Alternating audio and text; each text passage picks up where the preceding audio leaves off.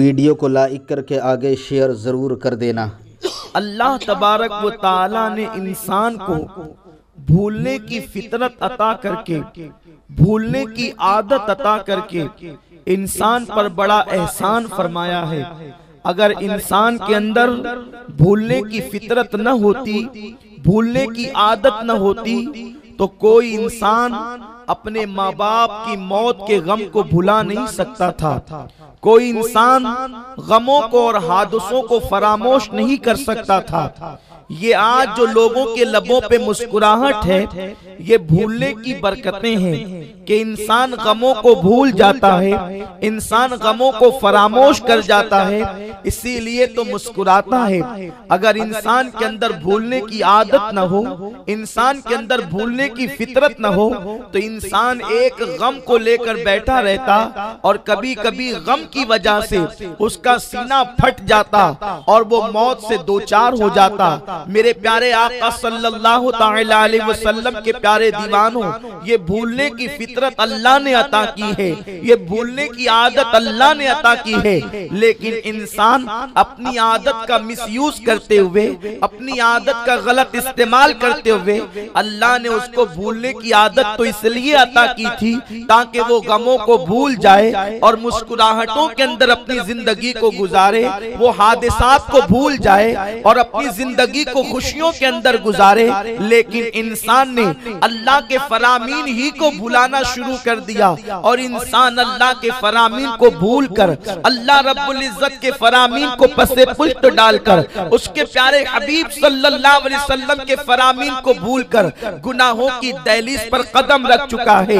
طرح طرح کے گناہ انسان نے ایجاد کر لیے ہیں۔ انسان کبھی مہذب طور پر گناہ کرتا ہے، اور ایسے ایسے گناہوں کے اندر ہماری قوم مبتلا ہو رہی ہے جس کا تذکرہ کرتے ہوئے شرم آتی ہے۔ میرے پیارے آقا صلی اللہ تعالی علیہ وسلم کے پیارے دیوانوں، کبھی مسلمانوں کی راتیں مصلی پر گزرا کرتی تھی، ان کے ہاتھوں کے اندر تسبیح رہا کرتی تھی۔ آج مسلمان جو ہے وہ معاذ اللہ اپنی راتوں کو عیاشیوں کے اڈوں پر گزارتا ہے، کبھی زنا کے اڈوں پر گزارتا ہے، کبھی نائٹ کلبوں میں گزارتا ہے، کبھی گناہوں کی محفلوں میں گزارتا ہے۔ میرے پیارے آقا صلی اللہ تعالی علیہ وسلم کے پیارے دیوانوں، آقا کریم رؤوف الرحیم صلی اللہ تعالی علیہ وسلم نے ارشاد فرمایا، ماں عائشہ صدیقہ کے پوچھنے پر ماں عائشہ صدیقہ رضی اللہ تعالی عنہ نے آقا کریم صلی اللہ علیہ وسلم سے پوچھا، یا رسول اللہ صلی اللہ تعالی علیہ وسلم، آپ کی امت پر اللہ اجتماعی طور پر عذاب نازل نہ فرمائے گا، کیا انفرادی طور پر بھی عذاب نہیں آئے گا؟ آقا کریم صلی اللہ علیہ وسلم فرماتے ہیں، جب لوگ اللہ کی نافرمانی کرنے کے بعد اس کو گناہ تصور نہیں کریں گے، اس وقت اللہ انہیں عذاب میں گرفتار فرما دے گا، اس وقت اللہ انہیں عذاب سے دوچار فرما دے گا۔ میرے پیارے آقا صلی اللہ علیہ وسلم کے پیارے دیوانوں، ایک زمانہ وہ تھا جب انسان گناہ کرنے کے بعد شرمندہ ہوتا، گناہ کرنے کے بعد نادم ہوتا، گناہ کرنے کے بعد پشیماں ہوتا، لیکن آج گناہ کرنے کے بعد انسان اس کو فیشن کا نام دے رہا ہے، انسان اس کو آرٹ کا نام دے رہا ہے۔ راستے سے لڑکیاں گزرتی ہیں، ان کا گزرنا دوبر ہو جاتا ہے، لڑکے انہیں دیکھنے میں فیشن تصور کرتے ہیں، لڑکیاں بے پردہ گھوم رہی ہے، انہوں نے پردے کو چہرے سے ہٹا دیا، انہوں نے جسم سے نقاب کو ہٹا دیا، لڑکوں نے اپنی نگاہوں سے جو ہے حیا کو ہٹا دیا، یہاں پر نگاہ بھی آوارہ ہو گئی، وہاں پر حسن بھی بے نقاب ہو گیا، طرح طرح کے جرائم جنم لے رہے ہیں۔ میرے پیارے آقا صلی اللہ علیہ وسلم کے پیارے دیوانوں، گناہوں کے اڈے آباد ہو رہے ہیں، مسجدیں ویران ہو رہی ہے، نماز کے اوقات میں ٹی وی دیکھی جا رہی ہے، نماز کے اوقات میں کاروبار کیا جا رہا ہے، نماز کے اوقات میں گھروں پر بیٹھ کر کے گپ شپ کیا جا رہا ہے۔ لوگوں کو احساس ہی نہیں کہ ہم اللہ تبارک و تعالیٰ کی بارگاہ میں اتنا بڑا جرم کر رہے ہیں کہ اس جرم کی معافی کیسے ہو سکتی ہے۔ آقا کریم صلی اللہ علیہ وسلم نے فرمایا، جس نے ایک وقت کی نماز جان بوجھ کے ترک کر دی، قیامت کے دن کے لیے اس کے ساتھ میرا کوئی وعدہ نہیں ہے۔ آقا یہاں تک فرماتے ہیں، جس نے ایک وقت کی نماز جان بوجھ کے ترک کر دی، وہ میری ذمہ داری سے باہر نکل گیا۔ میرے پیارے آقا صلی اللہ علیہ وسلم کے پیارے دیوانوں، میرے آقا نے ارشاد فرمایا قریب قیامت ایسا ہوگا کہ لوگ راستوں پر اس طریقے سے جفتی کریں گے، لوگ راستوں پر اس طریقے سے زنا کریں گے، یا مرد اور عورت جو ہے اس طریقے سے راستوں پر رہیں گے جیسے جانور جفتی کرتے ہیں۔ آج دیکھیں عورتوں کے بائک پر بیٹھنے کے انداز کو دیکھنے کے بعد ایک شریف النفس انسان کی نگاہیں شرم و حیا سے جھک جاتی ہے کہ لوگ راستوں پر وہ کام کرتے ہیں جس میں گھر میں لوگوں کے کرنے کا تصور اگر یہ ہو جائے کہ کوئی دیکھ رہا ہے تو انسان شرم سے پانی پانی ہو جائے۔ لوگوں کے اندر بے حیائی عام ہو گئی، عورتوں نے پتلے لباس پہننا شروع کر دیے، مردوں نے ان کے جسم کو تکنا شروع کر دیا، عورتیں بالوں کی نمائش کر رہی ہے، مرد اپنی نگاہوں سے دیکھ رہے ہیں غرض کے طرح طرح کے گناہ، جن گناہوں کا تذکرہ آقا نے صحابہ کی محفل میں کیا تھا۔ اے میرے صحابہ، ایک زمانہ آئے گا عورتیں کپڑے پہن کر بھی ننگی رہے گی، تو صحابہ نے منہ پر ہاتھ رکھ کر تعجب کیا تھا کیا آقا ایسا بھی ہوگا؟ آقا کریم نے فرمایا ہاں۔ صحابہ نے پوچھا یا رسول اللہ کپڑے پہن کر کوئی ننگا کیسے رہ سکتا ہے؟ آقا نے ارشاد فرمایا اتنے باریک اور پتلے لباس پہنیں گے کہ کپڑے پہننے کے بعد بھی ان کا جسم نظر آئے گا، اتنا تنگ اور چست لباس پہنیں گے کہ کپڑا پہننے کے بعد بھی ان کا جسم نظر آئے گا۔ بے حیائی بے حیائی اور بے حیائی ہے۔ لوگوں نے اپنی زندگی کو دنیا کے اندر قرار گاہ سمجھ لیا ہے۔ میرے پیارے آقا علیہ السلام کے پیارے دیوانوں، اگر تھوڑی سی دولت مل جائے گناہوں کے اڈے نظر آتے ہیں، اگر تھوڑا سا مال مل جائے عیاشیوں کے اڈے نظر آتے ہیں۔ اللہ اکبر، جس قوم کا مزدور بھی عیاش ہو جائے اور جس قوم کا مالدار بھی عیاش ہو جائے، وہ قوم زمین پر عزت کے ساتھ جینے کا حق نہیں رکھتی۔ اس قوم کو زمین سے مٹا دیا جاتا ہے، اس قوم کو زمین سے تباہ کر دیا جاتا ہے۔ میرے پیارے آقا علیہ الصلوۃ والتسلیم کے پیارے دیوانوں، دنیا کے ممالک کے اندر یہ گرتی ہوئی لاشیں، یہ اٹھتے ہوئے جنازے، یہ بچوں کی آہیں تمہیں دعوت فکر دے رہی ہے۔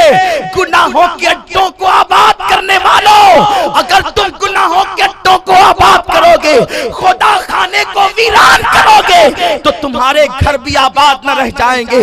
میں بد دعا کرنے نہیں آیا، میں تو دعا دینے آیا ہوں، لیکن یہ حقیقت ہے جب قوموں نے گناہ کیا ہے تو ان کی زندگی ان سے چھین لی گئی ہے، ان کے گھروں کو ویران کر دیا گیا ہے۔ یہ دنیا میں ہمیشہ نہیں رہنا ہے۔ نرم نرم گدوں پر سونے والوں، قبر پر سونا تو یاد کرو، اپنے آرام دہ بستر پر نمازوں کو قضا کرنے والوں، قبر کی وہ رات کو یاد کرو جو پہلی رات قبر کی ہوگی، نہ کسی دوست کا ساتھ ہوگا، نہ ماں کی شفقتیں ہوگی، نہ باپ کا پیار ہوگا۔ اس وقت تو دائیں بھی مٹی ہوگی، بائیں بھی مٹی ہوگی، آگے پیچھے مٹی ہوگی، مٹی ہی مٹی ہوگی۔ اعمال اچھے ہوں گے تو خیر ہے، ورنہ وہاں تو بچھو ہوں گے، وہاں تو سانپ ہوں گے، وہاں تو حشرات الارض ہوں گے، وہاں تو زمینی کیڑے ہوں گے۔ یہاں چونٹی کاٹ لے تو پریشان ہو جاتے ہو، وہاں بڑے بڑے بچھوؤں کا ڈنک ہوگا۔ وہاں کے لیے کیا تیاری کی ہے، وہاں کے لیے کیا انتظام کیا ہے؟ میرے پیارے آقا صلی اللہ علیہ وسلم کے پیارے دیوانوں، یاد رکھیں دولت کو دیکھ کر کے عیاش نہ ہو جانا، رب کو فراموش نہ کر دینا، اس کے محبوب کے احکامات کو پیٹ کے پیچھے نہ ڈال دینا۔ دولت دیکھ کر یہ تصور کرنے والوں کہ ہمیں کوئی روکنے والا نہیں ہے۔ کیا خیال ہے آپ کا سکندر اعظم کے بارے میں؟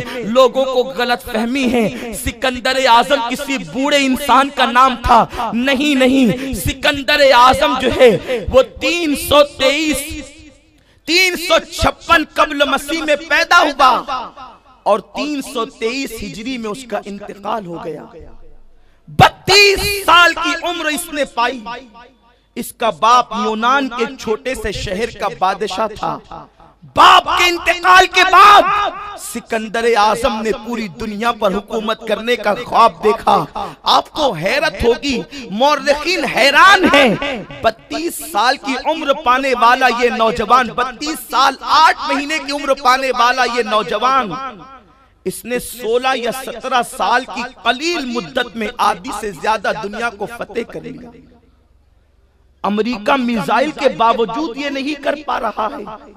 دنیا کی سپر پاور دوسرے ممالک کو قبضے میں نہیں کر پا رہی ہے، لیکن گھوڑے کے زمانے میں، کھچر کے زمانے میں اس نے صرف اور صرف 16-17 سال کی قلیل مدت میں آدھی سے زیادہ دنیا کو فتح کیا.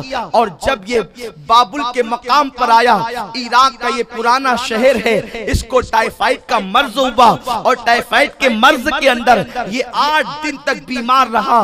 اس نے کہا کہ شاید اب میں دنیا سے جانے والا ہوں، دنیا سے کوچ کرنے والا ہوں.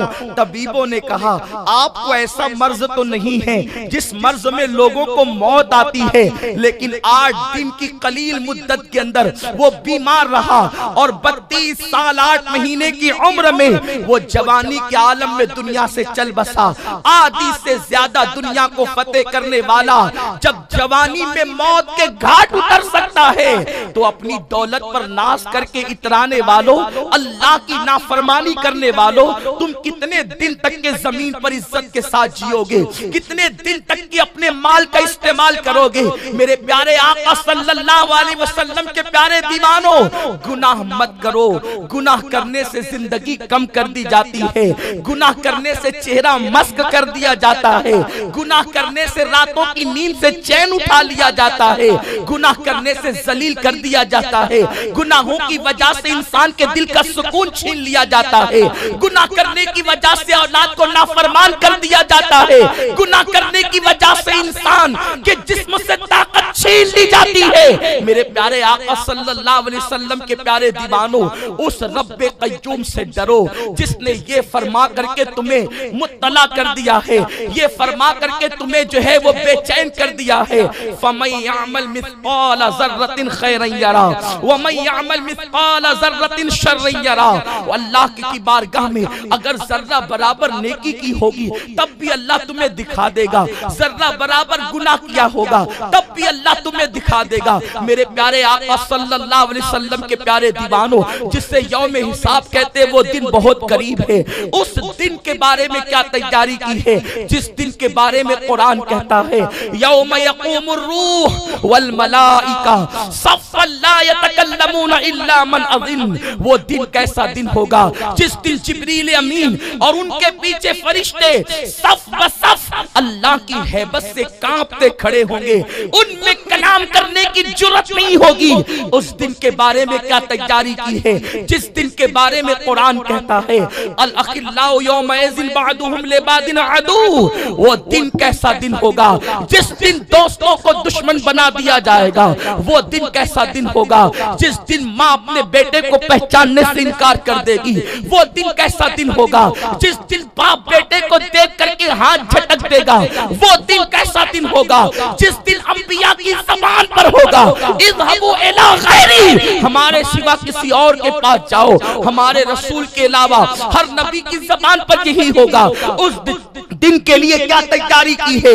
جو پہاڑوں جیسی نیکیاں لے جانے والا انسان کے ساتھ اگر عدل کیا جائے تو وہ بھی جہنم کا ایندھن بننے سے نہیں بچ سکتا. اللہ حافظ.